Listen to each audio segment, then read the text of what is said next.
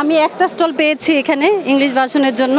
আমি চাই যে ইংলিশ ভার্সনের বইগুলো যেন সমান তালে পাওয়া যায়। আমাদের নবী রাসূলের জীবনী, ওই সাহাবীদের জীবনী ইংলিশ ভার্সনেও যাতে হয়, সেটা তার জন্য আমি অনুরোধ করব। আলহামদুলিল্লাহ, অন্যবারের তুলনায় এবারের বইমেলাটা অনেক জমজমাট এবং নতুন নতুন লেখকদের অনেক বই এসেছে। এটা শুধু আসলে জ্ঞানকে সমৃদ্ধ করতেছে এমনভাবে যে আসলে আমরা সকলেই খুব খুশি এবং আনন্দিত। তো ভালো লাগছে এবং স্টল ঘুরে ঘুরে দেখছি, খুব সুন্দর পরিবেশ, এমনকি বইগুলো দেখছি, ভালো লাগছে।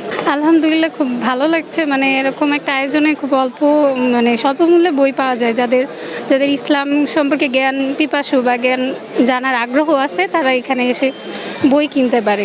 একজন পাঠক হিসেবে এবারের বইমেলা স্বতঃস্ফূর্ত এবং স্বাধীন মনে হচ্ছে, যেন এখানে সব ধরনের বই উপস্থিত।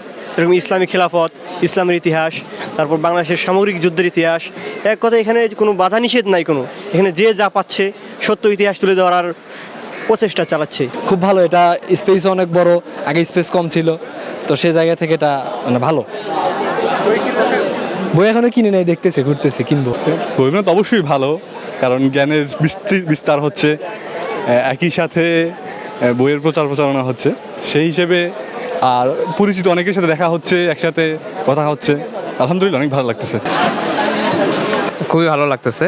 তো এখানে আসার পিছনে অনেক কষ্ট ক্লান্ত আছে প্রকাশকদের। অ্যাকচুয়ালি এটা একদিনে এটা হয় নাই, অনেক পরিশ্রমের ফলে পূর্ব গেটের রেজাল্টটা আমরা পেয়েছি। আশা করি আমরা যতটুকু এখানে চেয়েছি যে যতটুকু জমজমাট হবে, এর চেয়ে মনে হচ্ছে বেশি হচ্ছে। বাকি পূর্ব গেটটা যারা কন্টিনিউ থাকে, আশা করি আরও বাড়বে। প্রথম দিকে একটু জনসমাগম কম থাকলেও আলহামদুলিল্লাহ এখন বর্তমানে অনেক ভালো অবস্থায় আছে এবং বইমেলা তো আরও 10 দিন বৃদ্ধি পেয়েছে।